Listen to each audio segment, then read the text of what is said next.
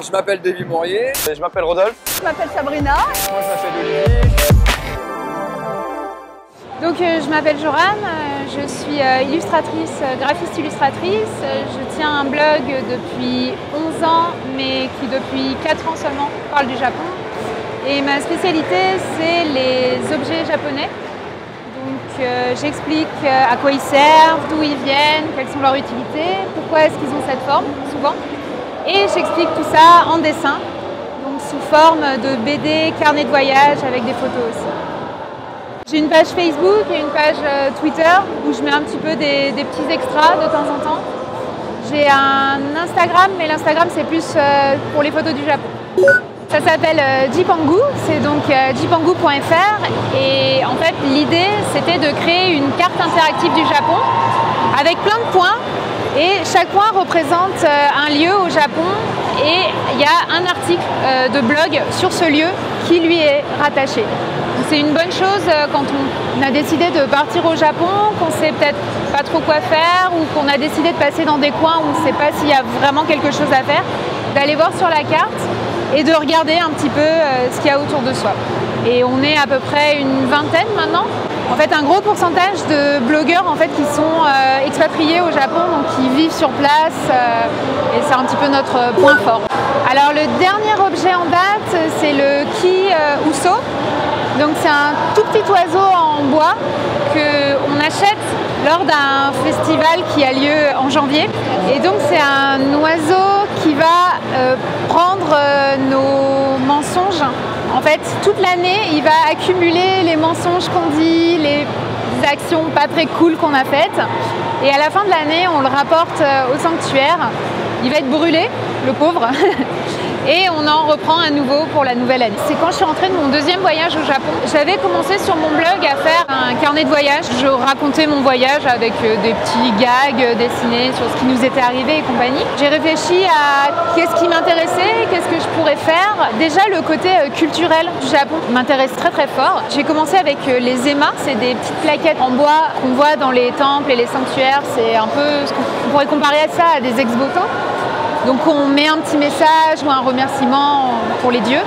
Donc j'ai commencé avec cet objet-là, je me suis dit, tiens c'est marrant, d'où il vient, Emma ça veut dire cheval, quel rapport avec une plaquette en bois, qu'est-ce qu'il faut faire exactement pour essayer de ne pas mal faire non plus, qu'est-ce qu'on a le droit de faire, qu'est-ce qu'on a le droit de ne pas faire, d'où ça vient. Donc je me suis renseignée, j'ai fait des recherches. Et je me suis dit, waouh, c'est fou quand même, il y a toute une histoire derrière cet objet, c'est super intéressant. Quand je travaille sur une note, déjà je choisis un objet, c'est vraiment la roulette russe. Tiens, j'ai envie de parler de ça, donc je vais commencer à faire des recherches. C'est assez long, ça prend quasi un mois. Je commence mes recherches en français, ensuite en anglais et je finis en japonais. Mon mot d'ordre en fait, c'est que si j'ai une info que j'ai trouvée dans un site, par exemple français ou anglais, mais que je ne le retrouve pas dans un site japonais, j'estime que c'est pas une info fiable. En règle générale, c'est drôle parce que quand on cherche sur un site en français, il y a ça. Ensuite, sur un site en anglais, il y a ça.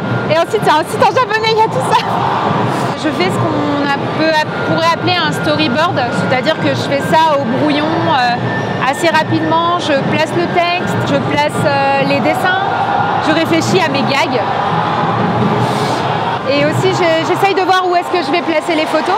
Donc, je me fais relire par des complets néophytes, en règle générale mes parents. Et il y a un adage en BD qui dit que si le lecteur ne comprend pas ce que tu as voulu dire, la faute ne vient pas du lecteur. La faute vient de ton dessin, donc il faut refaire. Donc après, c'est la mise au propre. Donc je travaille à l'encre et à l'aquarelle et au feutre à alcool, au Copic. Et une fois que c'est fait, je scanne tout, je monte tout sur mon logiciel de dessin et après je mets en ligne. Et en règle générale, le jour où je mets en ligne, faut pas me parler parce que j'en ai marre de travailler sur cette note et je suis d'humeur horrible. Mais c'est assez long, ouais, c'est de l'ordre de... Surtout que maintenant je suis de plus en plus bavarde, je dis de plus en plus de trucs, j'ai de plus en plus de mal à dire non mais finalement ça je vais pas en parler. Donc souvent les notes sont très très longues et c'est de l'ordre de 3 mois pour faire une note. Beaucoup de monde.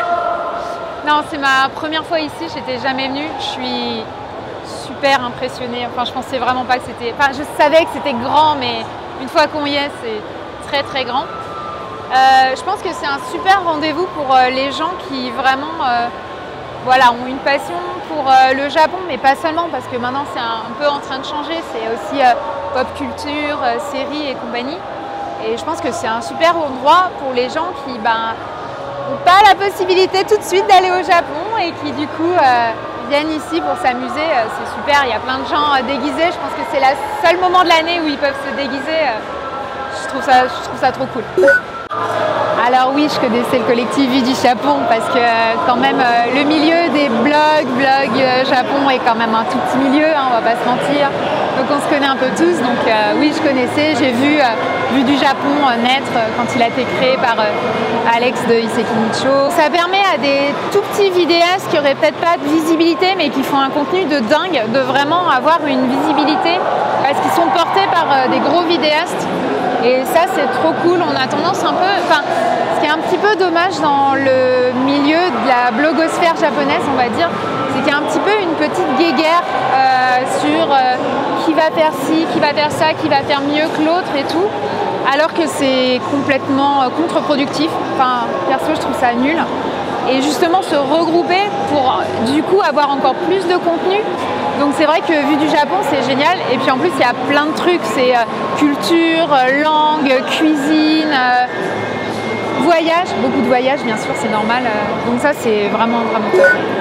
Bizarrement, je regarde beaucoup YouTube, mais je regarde pas tant que ça de vidéos sur le Japon. Les vidéos, comment on peut dire, voyage sur le Japon, en fait, je pense que ça me donne tellement envie d'y retourner que du coup, je lève un petit peu le pied là-dessus. Regardez les chaînes culture sur le Japon, que vraiment voyage et cuisine, et c'est si j'ai décidé d'inviter des amis et qu'il me manque une recette. J'ai pas mal regardé la balade du Sakura parce que voilà, c'est un peu culture, architecture, histoire, donc impeccable.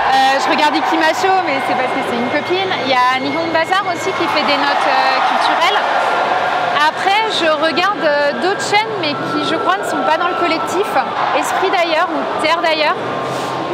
Et en fait, c'est la chaîne d'un jeune homme. Il n'est pas du tout connu. Il doit avoir, mais genre 30 followers, c'est tout. C'est niet. Après, il fait une vidéo par an, donc c'est peut-être ça ce succès-là. Et lui, il explique en fait tout ce qui est la religion japonaise. Donc il explique le shintoïsme, le bouddhisme, et ça c'est vraiment super. Enfin moi, c'est lui qui m'a un peu dégrossi mes connaissances sur le shinto et le bouddhisme. Donc j'aime beaucoup cette chaîne. Donc plutôt les chaînes culturelles, on va dire dans mon cas.